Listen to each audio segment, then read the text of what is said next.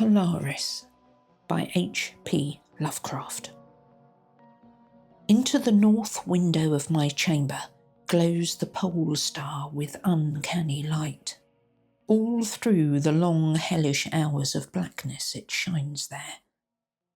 And in the autumn of the year, when the winds from the north curse and whine, and the red-leaved trees of the swamp mutter things to one another in the small hours of the morning under the horned waning moon, I sit by the casement and watch that star. Down from the heights reels the glittering Cassiopeia as the hours wear on, while Charles Wain lumbers up from behind the vapour-soaked swamp trees that sway in the night wind. Just before dawn, Arcturus winks ruddily from above the cemetery on the low hillock, and Coma Berenices shimmers weirdly afar off in the mysterious east.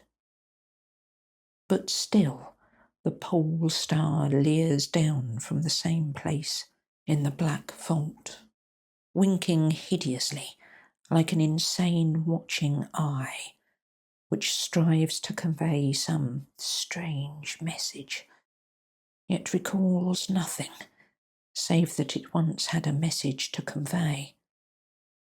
Sometimes, when it's cloudy, I can sleep.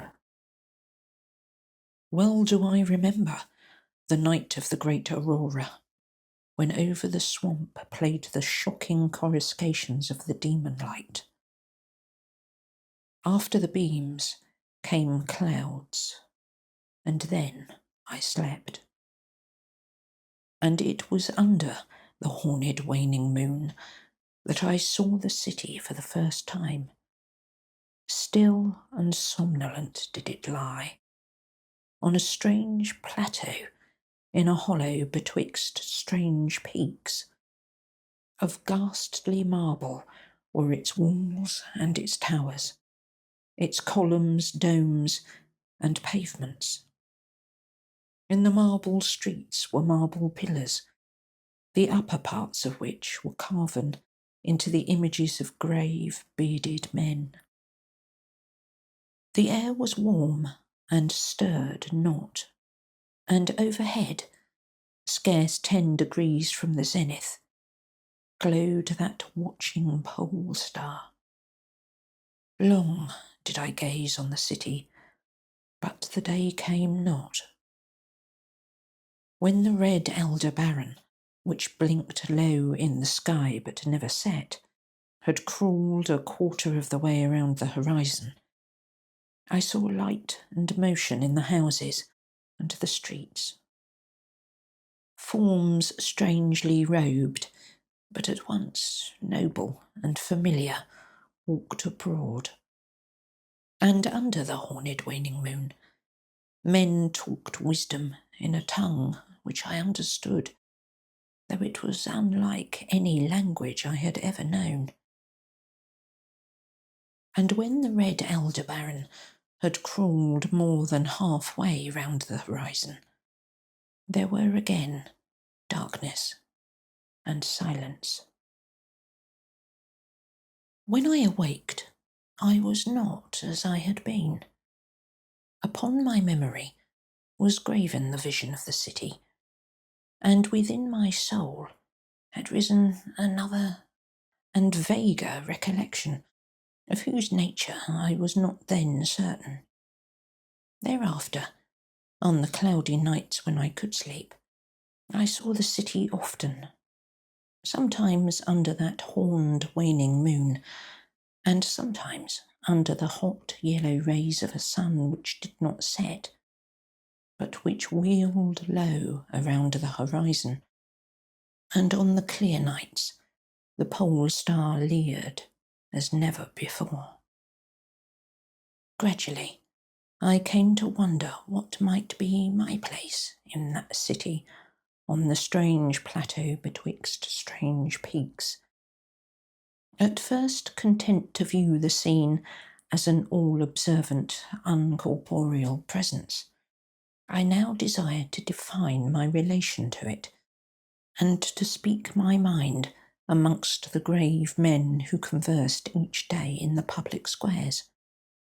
I said to myself, this is no dream, for by what means can I prove the greater reality of that other life in the house of stone and brick, south of the sinister swamp and the cemetery on the low hillock, where the pole star peers into my north window each night?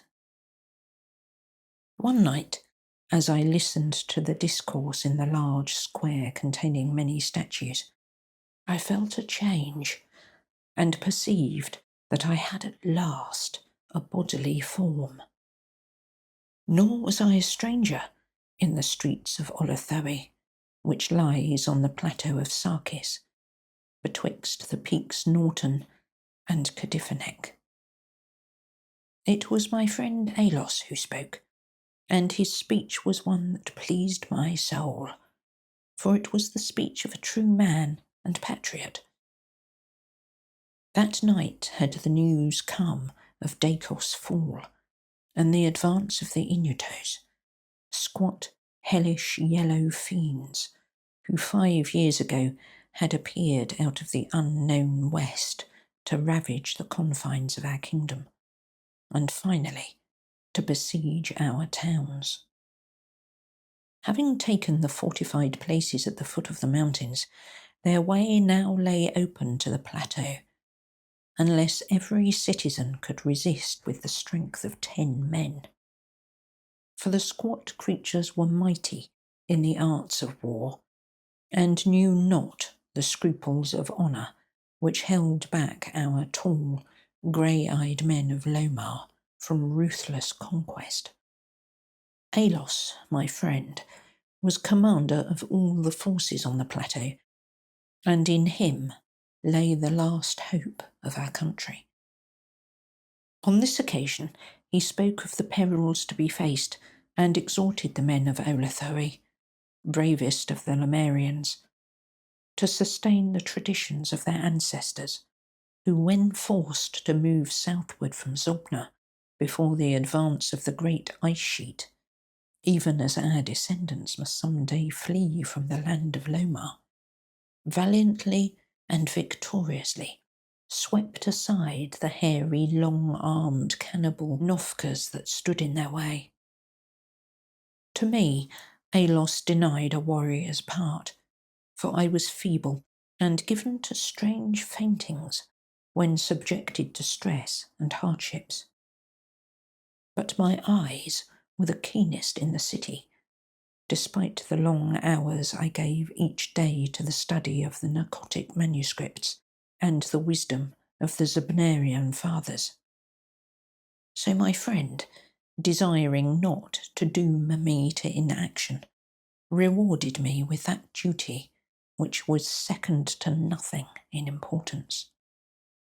To the watchtower of Thapnen he sent me, there to serve as the eyes of our army, should the Inutos attempt to gain the citadel by the narrow pass behind the peak Noton, and thereby surprise the garrison. I was to give the signal of fire which would warn the waiting soldiers and save the town from immediate disaster. Alone I mounted the tower, for every man of stout body was needed in the passes below.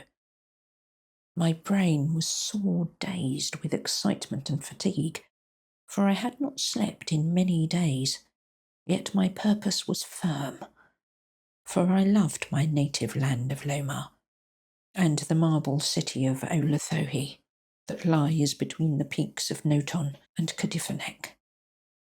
But as I stood in the tower's topmost chamber, I beheld the horned waning moon, red and sinister, quivering through the vapours that hovered over the distant valley of Banoff.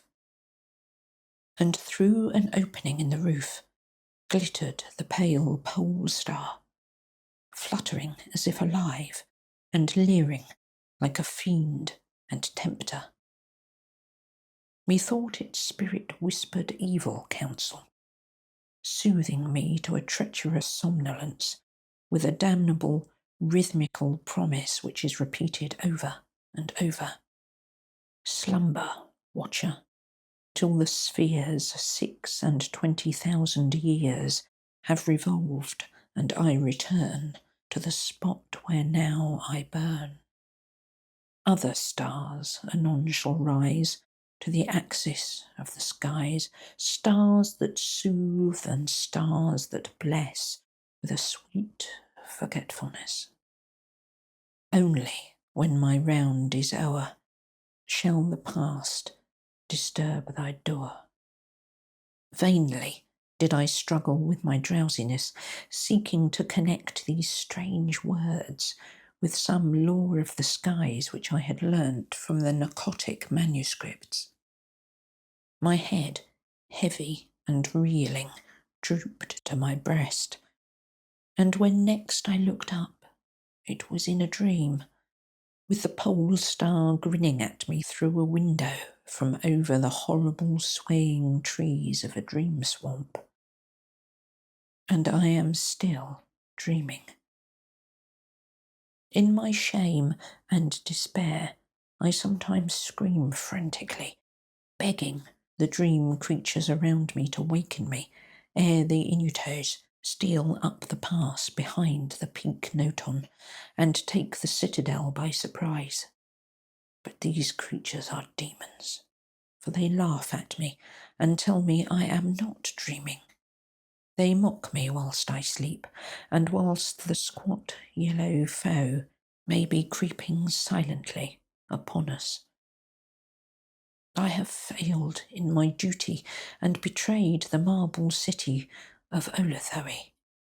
I have proven false to Alos, my friend and commander, but still these shadows of my dream deride me.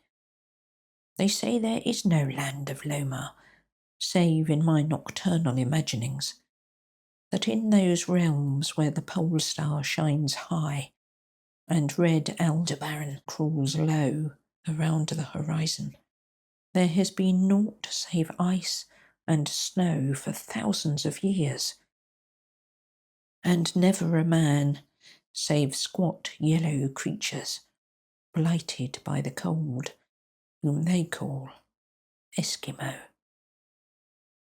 And as I writhe in my guilty agony, frantic to save the city whose peril every moment grows, and vainly striving to shake off this unnatural dream of a house of stone and brick, south of a sinister swamp and a cemetery on a low hillock, the pole star, evil and monstrous, leers down from the black vault, winking hideously like an insane watching eye, which strives to convey some strange message, yet recalls nothing, save that it once had a message to convey.